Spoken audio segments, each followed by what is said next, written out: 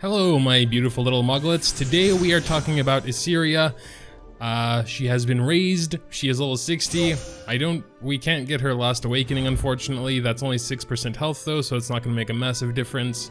30 flat attack might, but regardless, I recently pulled Iseria. And she's one of the units I've had my eye on for a while, so I decided to raise her. This is her current gear. We can check out her stats as well. 2300 attack, it's definitely not a lot. We also have 250 crit damage though, that's a little bit better. Unfortunately, the crit chance isn't very high either. 193 speed is okay. So effectiveness is also quite important for her. So those are her stats. Obviously I want to get things a little bit better, but you know, with how many heroes I have raised, you know, I mean, okay, it's not that many, but still some. There's not a whole lot of gear to go around, and unequipping everything from everyone when there's not a free gear removal is very expensive, so I just kind of gave her what I had, and some of this stuff still needs a few levels, the helmet and the chest. So of course I would like to either get her crit chance up or her attack up, whatever. Everything else though I think is okay. She's more built for support right now with a decent amount of effectiveness and good speed. She actually has quite naturally high speed, which is always cool. But let's talk about her skill set really quick. So on her basic skill, we got a chance to decrease defense, which is very, very nice for a basic skill. That's always very nice. Not much else to say about that. That can go up to 50% chance with Molagoras. Unfortunately, we don't have any Molagoras invested currently, although we probably will in a second. Just gonna continue talking about her skill set first. Her second skill, which I think makes her super unique, will reset the cooldown of an ally. You can't reset her own cooldown, but regardless, it'll also grant her an extra turn. And her third skill is quite awesome as well. Another decreased defense there. There is no chance there. As long as they don't resist it, they will get their defense broken. As well as the cannot buff debuff, which isn't as useful in some cases. I think some bosses are immune to it, or they'll just like take it off or whatever. But perhaps for PvP purposes, Shermia and Iseria, maybe we'll try some Golem or something. We'll see how that works out. Let's go and get our free summon here. What do we got? What do we got? Nothing interesting. All right. Oh, whoops. That was not my free summon. Man, I do things like that too often.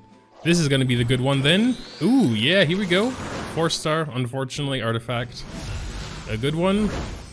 Moonlight Dreamblade, have that maxed. Whatever, it's some Stardust stuff. Anyway, let's check if we have any Molagoras. You know, the cooldowns at least we should get. We have 18 of the small ones. I mean, I would like to get the effect chance for her basic as well, to be honest. But, oh, we can't even get the 1-turn cooldown on the middle skill, which would be important. I mean, we could. Ugh, that's so expensive though. That's 8 normal Molagoras? Jeez. And then we need the Blazing Soul. All right, well, let's start with this. Let's get that cooldown on the ult, which again is probably even less important than the middle skill, just because of how unique it is. I don't think anyone else has a skill like that. I think we would have enough, but like barely. Oh no, we don't have the Twisted Fang. All right, I'm gonna check where I can get one of those. I only need one anyway. 8-S2. I hopefully just have some AP there so we can go and grab it. Yep, we have enough. All right, cool, so we can do that. We'll also need to buy 2 Molagora Goes. Really not sure I should even be doing this, to be honest. I have so many other characters to focus on. But whatever, let's do it. All right, there it is. 1-turn cooldown. It's important. But yeah, okay. So 5-turn on that now. Not too bad, not too bad. As for her artifact, I have Infinity Basket on. I may consider changing this at one point. Maybe to Rosa Hargana, that might be pretty good for her as well. Maybe get some extra defense breaks in there. But her being at nearly 200 speed, I think she'll go more often than a lot of my other team members. So I don't know, I just threw that on there because I had it. But her role for me right now is more definitely geared towards supporter and not damage dealer. With her defense break, her cooldown reset, I think she can be a very solid supporter while dealing some damage. But we're going to try some Golem runs. Obviously Wyvern ain't gonna work. Golem, my team is very shaky here, and of course Iseria is not fire, which is a little bit bad for Golem, or rather just like not preferable. I don't actually know which team I use for Golem. I don't think I actually have one set up, so we don't have really a fire healer besides Hazel. I'm not sure if I'm gonna put Hazel in there though. Probably Angelica is not gonna work that well. I mean, we could try like that. I don't think it's really gonna work. Oh no, we got his slot Lytica in there somewhere. Yeah, I mean, he mostly does AoE, right? So Doesn't matter too much who the front line is. Oh yeah, we also have a Katie's, but I think she might be missing some gear. Oh no, so is Hazel. Do we got a speed sword anywhere? No. Well, this one. Yeah, it's good enough. Then again, I'm not sure if Hazel's super good because she gives the attack buff, and my one real damage dealer, Shermia, gives herself an attack buff, so Then again, I also kind of forgot most of what Golem's even doing, so let's just hop in there and check it out. Got that def break on the B. Boom. Hazel's not really a tank. Alright, moving on to Golem. Like I said, the main thing I want to see is Shermia doing her ult 4 times in a row, pretty much. I just hope she'll survive, because this dude really doesn't like non-fire. Let's just try throwing the Golem to the back. Unfortunately, no target or anything. Let's try defense break. Defense break did work. Alright, let's give the attack buff, so Shermia's first attack will still have a attack buff. And then let's go ahead and do this. See how much this does to start with. Kaboom! That was quite a lot. I don't think we need. I don't think we need Iseria. Yeah, she doesn't need to do this yet because Shermia can still do her ult again. But yeah, let's not attack the Golem because then he'll have his ult ready, I guess. Oh no, healing! And the defense buff was removed. Whatever, let's do this with the greater attack buff. We're gonna go ahead and burn it as well. No defense break anymore, unfortunately, which does make a pretty big difference. Boom, ouch. Try and throw this dude back a little bit so he heals slower. Okay, but now I suppose we can reduce the cooldown of her. On my word. And get another turn, of course. Hopefully defense break. Come on. Alright. Oh god, no! Holy mother of mackerel. Okay, well that didn't work out very well. Okay. I can't do this. No, stop healing. Go Arky, please. Ah, come on. Ah, well, close-ish, I guess. Okay, well, yeah, she did get a few defense breaks off though, and if she wouldn't have been one-shotted, then I think the second skill would have helped as well. I mean, she did use it, but then also Shermia got one-shotted, so it didn't really work out too well. Perhaps if, yeah, I don't know. Shermia, maybe doing her ult 4 times in a row is unnecessary in most cases. Maybe for something like Labyrinth, though, where, you know, the cooldowns don't auto-reset after a fight. Maybe. I mean, of course, I can see the skill being useful for much longer cooldown things. With bigger effects than just, you know, because Shermia doesn't really have a long cooldown, pretty much like 2 or 3 turns before she can do this again. So I think that was more of just like a novelty idea to be able to do her ult 4 times in a row. But for some other ults that have longer cooldowns, maybe some like, you know, healing skills, reviving skills, that can be pretty useful, I would say. What can I say though? Defense break is probably the most powerful debuff in the entire game, and she has it on 2 skills. Basic being awesome. You could soul burn it to pretty much guarantee once you get that effect chance up, but I don't know if that's really worth it. It does also increase the damage dealt, so if you have a much higher damage Iseria, then could be good. Overall, I think she's a super solid character. I can imagine she'd be quite good in Abyss as well. I don't really mess with Abyss anymore. Okay, well, Firekin, maybe not so much. Well, we could also try Banshee Hunt. This is one that I haven't actually beaten yet. I think we do have some more green dudes in the meantime. Although maybe it's not super necessary to only have green dudes.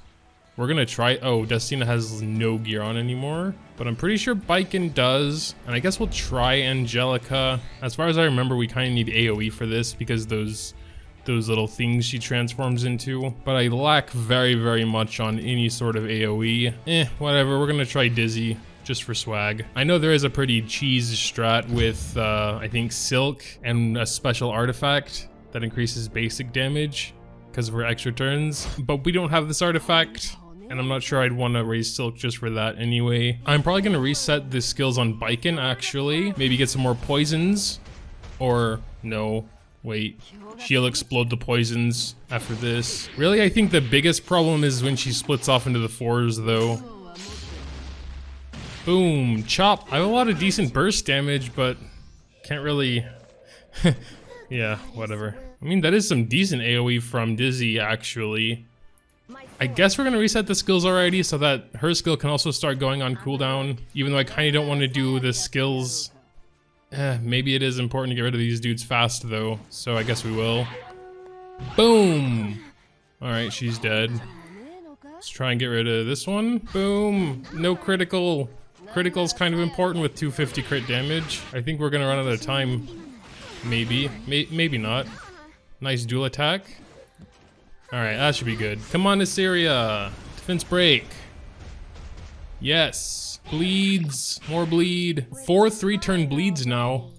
I forgot that Dizzy and Baiken can actually be pretty good together. Because she'll increase the duration and then... Ah, no, she's gonna leave again, isn't she? Damn. Gonna use an Archie, I guess. Alright, that wasn't too bad. Ah, resisted Iseria's defense break there. Yeah, I mean, I guess let's burn her basic. Oh wow, I didn't know there's a whole different animation there. And we got the defense break. She's not gonna do it a third time, is she? I really hope not. Okay, yeah, I guess that's it. Yeah, it was slow as hell. And obviously not auto at all. But I guess we did it, so that's cool. Wasn't too hard, just very slow. And again, I'm not sure if I could auto it. Maybe not. I did use Archie once. I'm not sure if that was totally necessary, but I think she is definitely quite interesting though. I think the only way to really make it faster though is to do that Silk trick where you're basically killing her in one turn because you keep getting extra turns with Silk. And yeah, extra turns have a higher priority than the Banshees sort of split up. At the moment, I can't think of any mind-blowing things you can do with Iseria's second, regardless of how unique it is. I'm sure there are some things, maybe some strategies, where you can get rid of a long cooldown that's super powerful, but you know, there's always so much information floating about all the different heroes, all their skill sets, all their different combinations, so Iseria is not one I'm super well versed on, just knowing her skill set. But yeah, if you yourself have Iseria, you've been using her, you've been finding some interesting strats with her, feel free to drop a comment down below with some strats, with some units she pairs well with, where you use her, etc, etc. You can drop all that down there. All in all, I'm not sure exactly where she would fit in my teams in the content I'm doing, because at least for now, most of what I'm doing is just spamming Wyvern 11, getting gear and gold, and waiting for this big patch to drop at the end of the month, or the first of next month. We have this big tower, but obviously I don't need her for Wyvern 11. I think we'll also be getting the rest of the Hell raid bosses. For the current raid bosses, I also have a team for them, so yeah, I'm not too sure where she would slot in for now. But yeah, more content is on the horizon. Also, I think Earth is the type I have the least of, so yeah, quite good in that regard as well. But yeah, again, any thoughts, comments, like if you enjoyed, always appreciated. Thanks, as always, for watching, and until next time.